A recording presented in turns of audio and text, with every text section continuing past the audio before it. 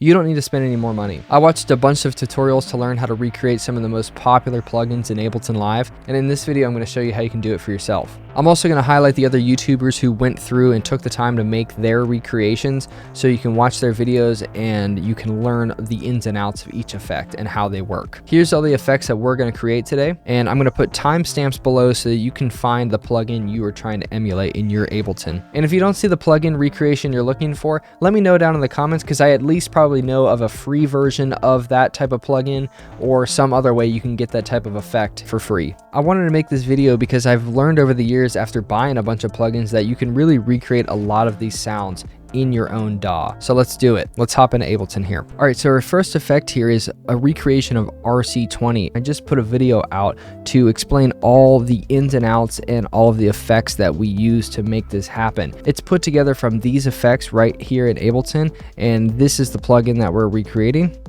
RC20. If you haven't seen it before, it's a very popular effects box vinyl retro type of plugin, and the normal one's $100.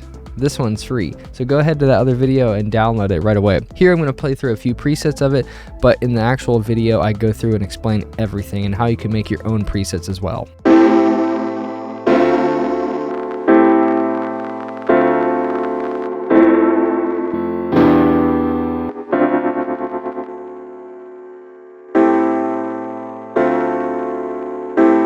Next effect is LFOTool. This is super popular for electronic music, for dance music, anything very synthy. It's useful for anything to get some awesome rhythm in your songs. This is what it sounds like normally.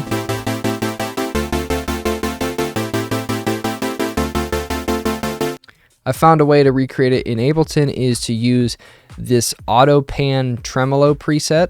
So if you type in tremolo, it's in here in the auto pan settings, and this is what it sounds like. Pretty one-to-one.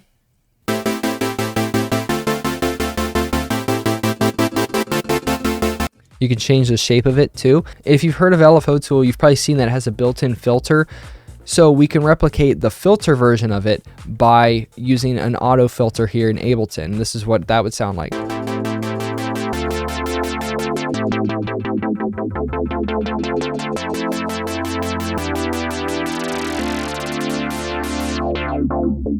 Awesome. Next effect is Saturn, or at least our version of Saturn. Saturn is a multiband saturation plugin that's made by FabFilter, and we're recreating a very similar type of effect right here inside of Ableton. Now, the original version of this plugin was made by Ollie Music on YouTube, and he does a great breakdown of it. Go ahead and watch his video to learn how to set this up, but I'll show you what it can do here. We have our audio split into 3 signals, into 3 chains here, and we have a saturator right on the mid band, only on the mid band. So if I go ahead and play it,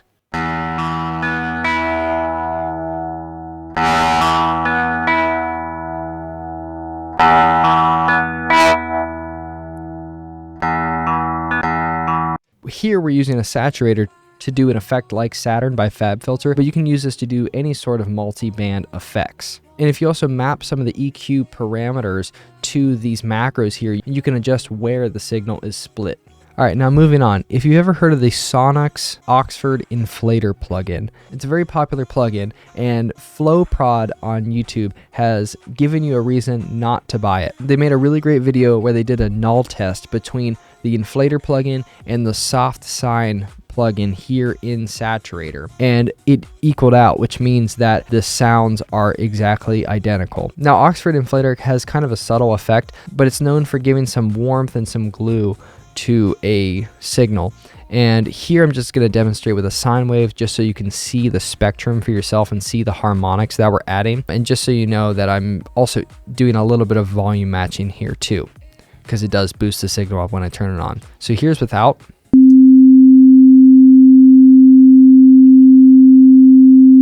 Just a basic sine wave. Now, once I turn it on, you'll see these harmonics jump in.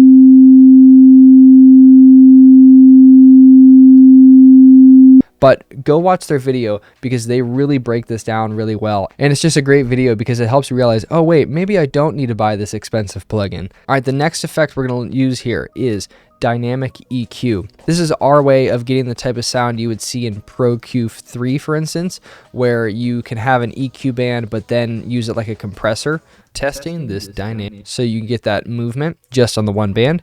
Now, the original video that I watched is from Catalyze Music Academy, and this is a great video. The only thing I changed up from their video is that in their video, they're using one track to affect another track, kind of like a side chaining thing. Here in my version, we are just affecting the one track. So let's look through it here a little bit.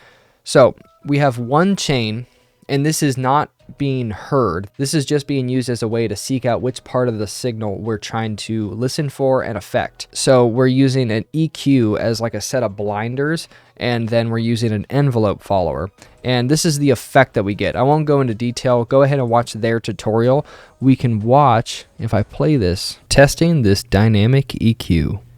Our EQ testing this dynamic EQ. Testing this dynamic EQ.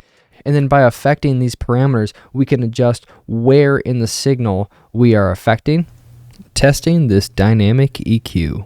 And also we can set attack and release times. So go watch that video by Catalyze Music Academy to really understand the ins and outs behind this. And now most of these, I'm not sharing my recreated versions of them because I want you to go ahead and watch these other creators so you can give them some views and watch them explain the effect and recreate it by using their tutorial. But here I am going to share my own version of it. It's going to be in a link down in the description because I'm doing something a little bit differently than Catalyze Music Academy is. They are using one signal to affect another track.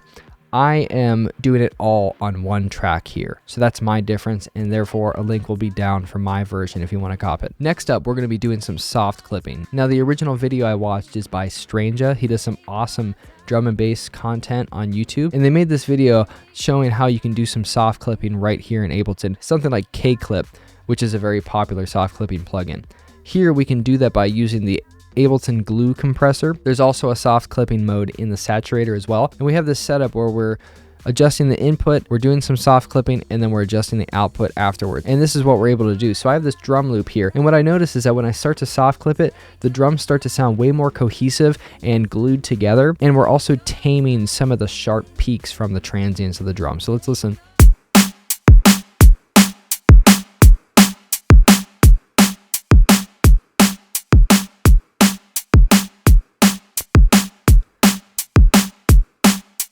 So I really think these drums start to glue together a lot. And granted, that is partially because we're starting to do some compression because we're pushing past the threshold and causing the needle to dance. But you can definitely hear that soft clipping jump in. It sounds a little bit distorted, but it's kind of pleasant. And I think it would really fit well in a mix. So I really recommend you try out soft clipping if you haven't yet.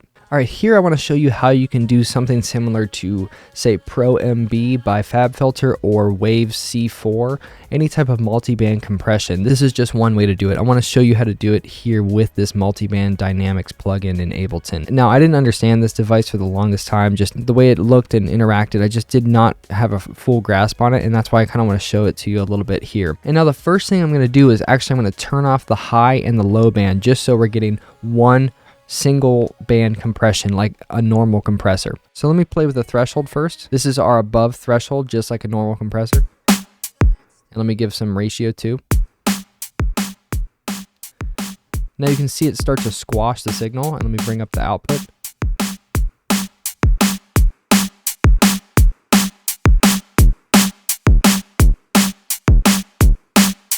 So if you know anything about how to hear compression, you could tell that's being absolutely smashed. And now let's just add in our other bands and we can start to do multi-band compression. So that's our one band, and let's do it on the others.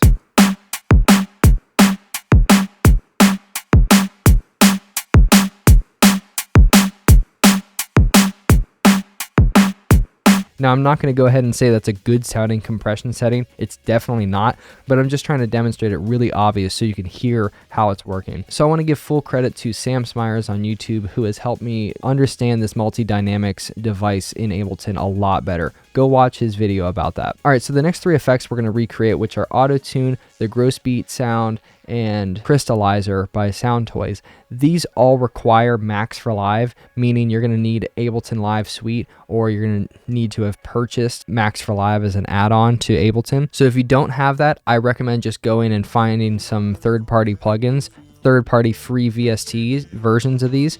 But let's show you how they work. So the version of Autotune that I have right here in Ableton is made by Beatlab. It's called Autotuna, and you can find it on their site.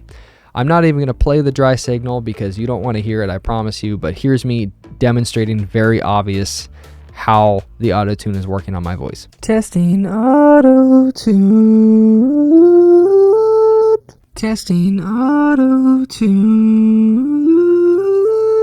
I think it's very clear that that effect is working and is trying to do something on my awful voice. So the next effect is the tape stop effect, or in FL Studio, it's often done with Gross Beat. In Pro Tools, it's often done with Verify. And here we're going to do it in Ableton. So this is called Pitch Drop, and you can download it on Ableton's site.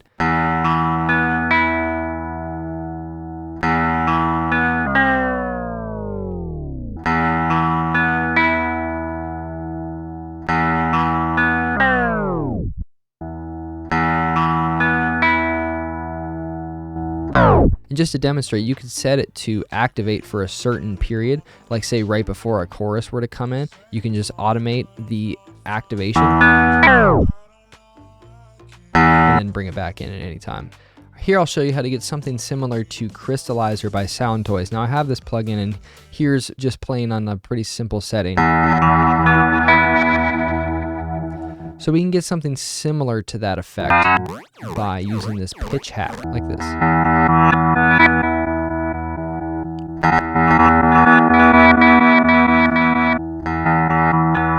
you can adjust these parameters to try to get it to recycle the delays, change the rate, and then even change the pitch that it's affecting.